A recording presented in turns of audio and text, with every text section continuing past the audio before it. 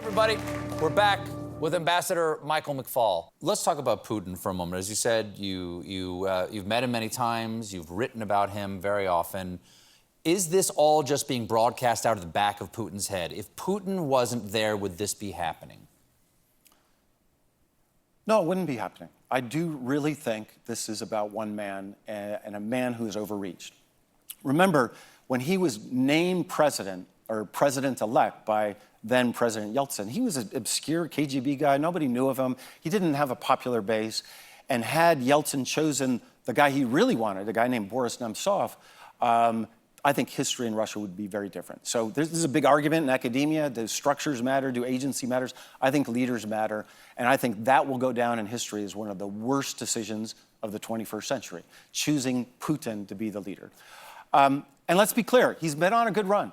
From his perspective, he's been successful at home. He's built the economy compared to what it was in the 90s. And he's not afraid of war. This is his fifth war. Fifth war. Chechnya, 2000. Georgia, 2008. Ukraine, 2014. Syria, 2015. And I think he just went on a run. He thought history was on his side. And now I think he's overreached in Ukraine.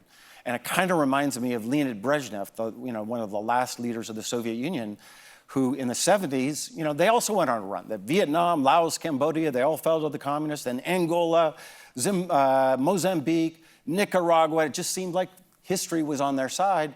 And then he decided, okay, let's go take Afghanistan. And he overreached. And that was the beginning of the end of the Soviet Union. This feels to me like Putin's Afghanistan. Well, do you still have contacts of people in Russia that you talk to? Every single day. Okay, Every single day. How is this playing back in Russia? I know what is being, or at least I have seen examples of how this is being fed to the Russian people over official state media, but how is it actually being received? Great question.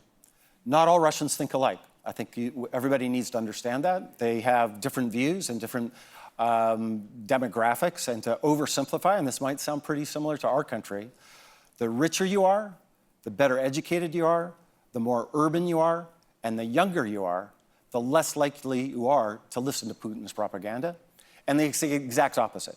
So rural people, elderly people, not educated people, they're the ones that listen to Putin's propaganda, and there's a real divide.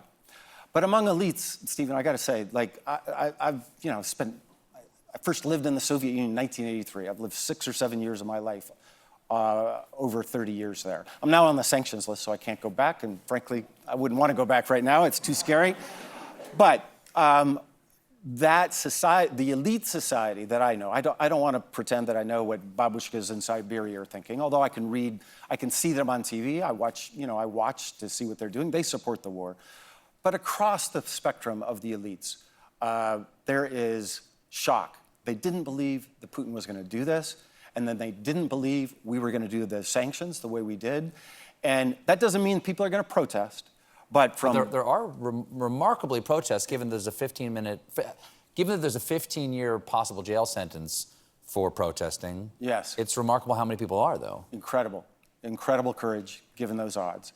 But for every 10,000, and those tend to be younger people, I'm convinced that there's tens of thousands that are supporting them.